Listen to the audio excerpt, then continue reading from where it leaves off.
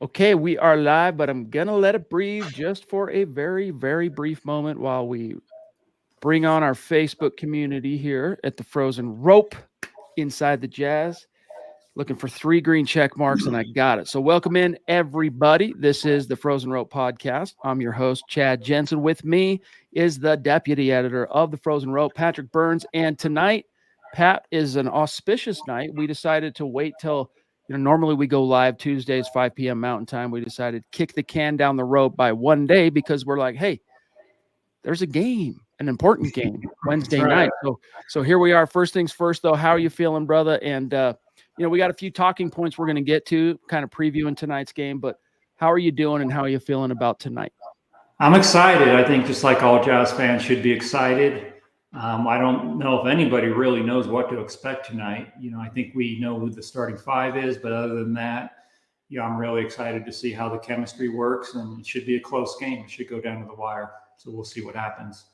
Very, very exciting. I mean, preseason for those of us who are just sick maniacs about basketball, or if you're into football, but where there's a basketball podcast, preseason we'll watch it, but there's still nothing quite like the how the intensity levels, I guess, elevate just going from preseason to regular season. And even though the NBA season, Pat, is an 82 game grind, and you see how, especially nowadays, how a lot of NBA teams kind of like mail it in the first, 30, 40 games, whatever. They'll rest starters if someone's a little dinged up who's important on the roster. Them as the NBA's definitely changed since I was a young buck, right? But it's still these games count, baby. It all adds up, and that's what we're all here for.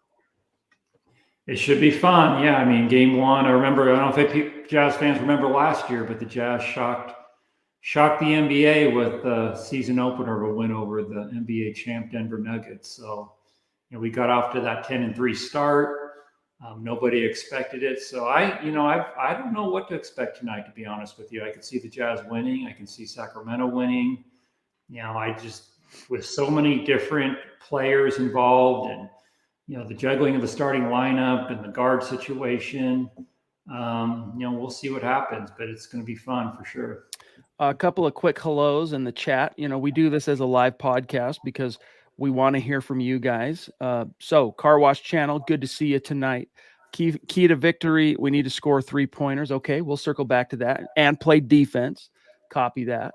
We also have Lisa jumping in. All right, good to see you, Lisa.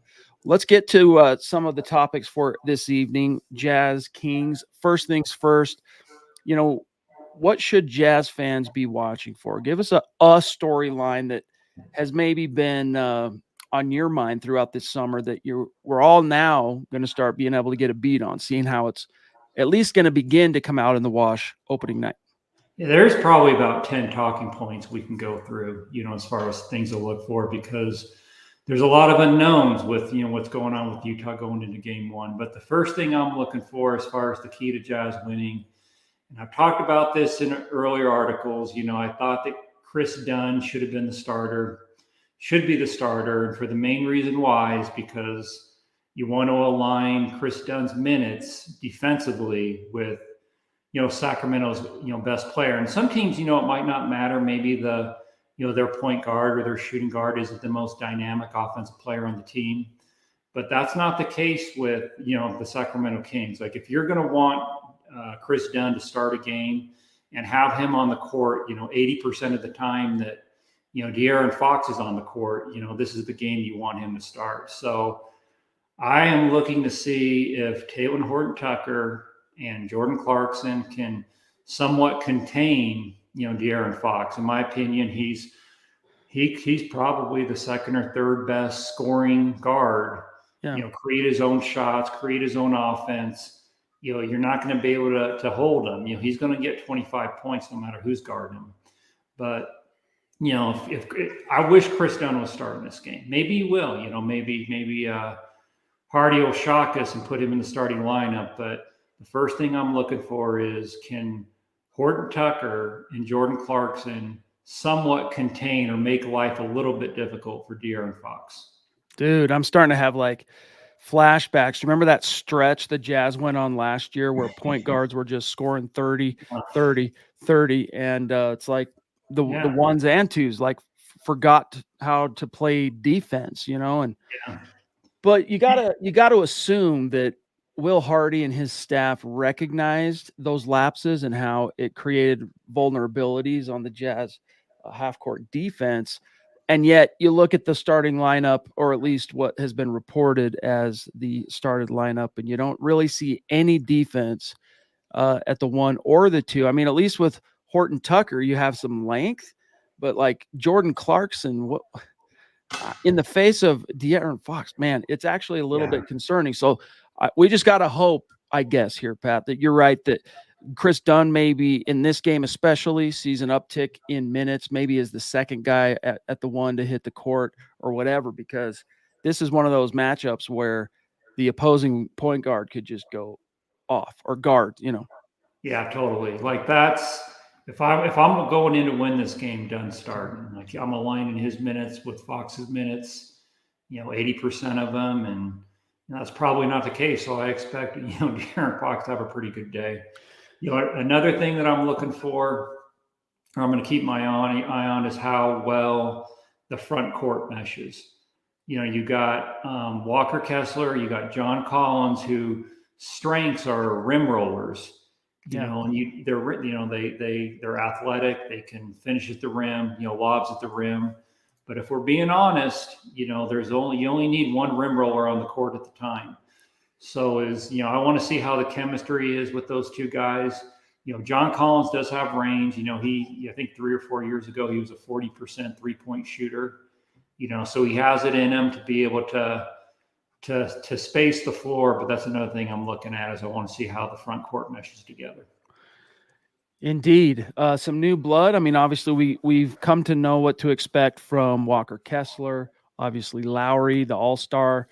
But John Collins is a new addition, and last year in particular, there was so much new, Pat, so many new players from the different acquisitions and trades and overhauls of the roster that summer, plus a new coach.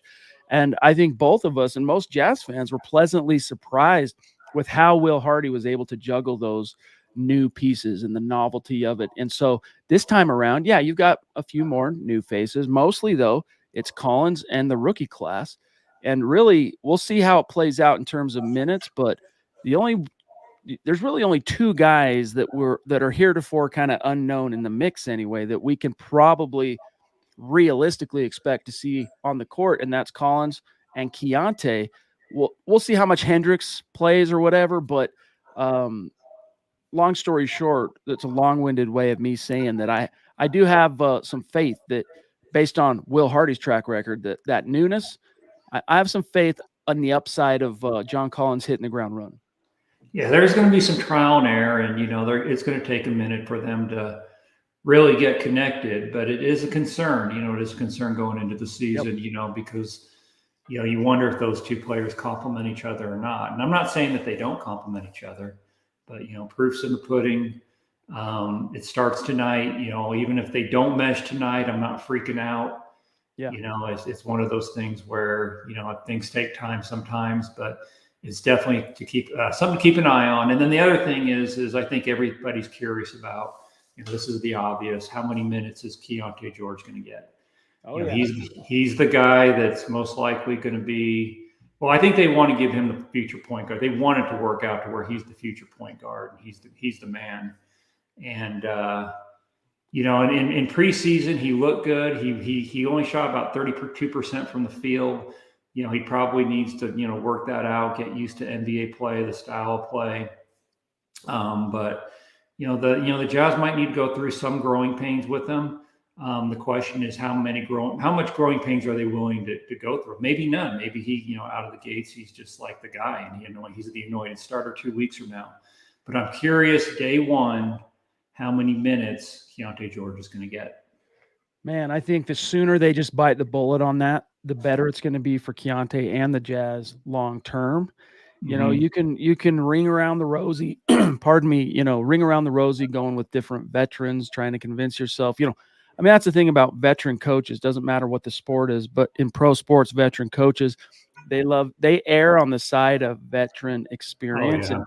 And Mhm. it's easy to understand that logic because their jobs are hanging in the balance as coaches. But when you have someone as talented as Keontae, who's already shown as much as he has, it's like, hey, the shortest path here is just get him on the court sooner than later. So I'm with you. This is something in particular that I'm going to be watching closely in tonight's season opener. But what's the matchup, Pat? The one matchup you think helps dictate the outcome of this game, the key matchup for the opening night?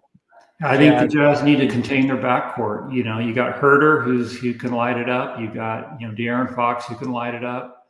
Hopefully they can contain the backcourt to a point to where it's respectable. If they can keep De'Aaron Fox to between 20 and 25 points, that's a win.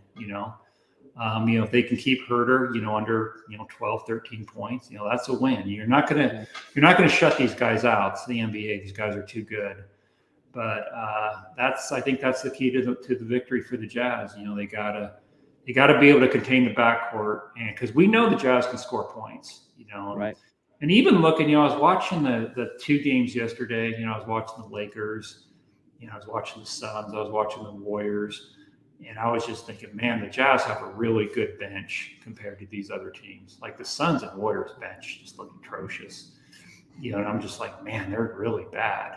And I think that's the price you pay when your team is top heavy with superstars. You're gonna pay with your bench play, and the Jazz's bench, they're deep. Can they take advantage of their deep bench Right. with the other team and make some hay? If the starters, I would say the starters, the Jazz starters for the versus the Sacramento starters, you got to give the edge to the Kings. But when we're talking about the bench, the Jazz got some guys on the bench that can play. And if they can make hay, while the starters are resting, that's going to be the key to victory. Well said. Well said. Do you have a prediction for tonight? Because Oh man, you know this is what? kind of a tough one to call. If you had a gun to my head, I'd probably take the Kings. The Kings got two legitimate all-stars on their team, and Fox and Sabonis. And I think what the Kings have over the Jazz in Game 1 is a cohesive unit. It's basically the same unit as last year, so they play together longer. So I think that's a little bit of an advantage there. The Jazz, though, they've got some horses too that can play, and the line's only 1.5 points. You got to figure if the Jazz were the road team, it'd probably be about 5 or 6 point spread. But you got to give the advantage to the Kings just because of the cohesiveness factor. What do you think? No, it makes sense. It makes sense, but it's at the Delta Center. You gotta make hay while that particular sun is shining. True. Oh, I'm with you. Push comes to shove, gun to the head, whatever cliche we want to use. The Kings just come into this matchup with a little bit more experience as a unit, a little more synergy, going to war, going to battle. But it is a restart. It is things kind of kicking off all over again. And the Jazz haven't just sat on their hands all summer. Like they've done a lot to add to the roster. You talked about that bench, which is an excellent point in the depth that this team has. So honestly, this really is kind of a coin flip game, in my opinion. It could go either way. So in the interest of positivity, I'll take the Jazz. I'm gonna believe that they open up this season with a big win. I hope you're right. I hope I'm eating crow tomorrow. We shall see. Yeah, we'll see. And then what do you got for the Jazz for the season? Do they make the playoffs? Don't they make the playoffs? Playing game? What do you got? Man, it's tough. I've learned being in the sports media business for over 10 years. I've learned that preseason, until you see sneakers on the court or cleats on the grass, beware of bold predictions. In this case, though, I think from what we saw last year in the maiden season for Will Hardy as a head coach, and factoring in the personnel upgrades, in my opinion, that have been made, I like this team as a bona fide contender for the playoffs. Maybe it's more along the play-in lines, but I like this team. I think they're going to outdo what they did last year. This is assuming that Lowry, pardon me, that wasn't a flash in the pan and that it was just a taste of what was to come, kind of the tip of the iceberg. But I predict a winning season for the Jazz. Maybe nothing crazy in terms of, how many games above 500, etc., but an above, maybe by a couple of games, 500 Jazz play in. We'll see how the chips fall once that happens. Yeah, and I think they're going to make the playoffs too. I'm going to think positive on this one. And I know, the argument when people, talk against the Jazz, the Western Conference is deep, and which is true, but there's a difference between the regular season Western Conference and postseason Western Conference. I mean, even yesterday, it's game one. They haven't even played a game yet. Bradley Beal didn't play. Draymond Green didn't play. You know what I mean? It's just like it never ends. Like I remember doing the injury reports, for every game for the Jazz last year, and there was probably a starter missing, from the other team in like 80-90% of the games. Like it's especially rare. the first half of the season. Yeah, like these guys sit their stars, and they, teams like the Golden State Warriors and the Phoenix Suns and the Lakers, who are a little bit older, they don't care what their regular season record is. They don't care if they're a 6 seed or a 5 seed or a 4 seed. They just want to do just enough to get in the playoffs and be healthy. And that's where the Jazz have an advantage. Number one, they're a young team, and then they're a deep team. If Markkanen gets hurt, or even like I'd say Kessler gets hurt, those two guys, then yeah, we're in a world of hurt. We're not making the playoffs if one of those guys goes down. But the Jazz can withstand some injuries better than most teams can. And I think the Jazz are built for the regular season because they got younger legs and they're less likely to rest players than these other teams are. So that's my opinion.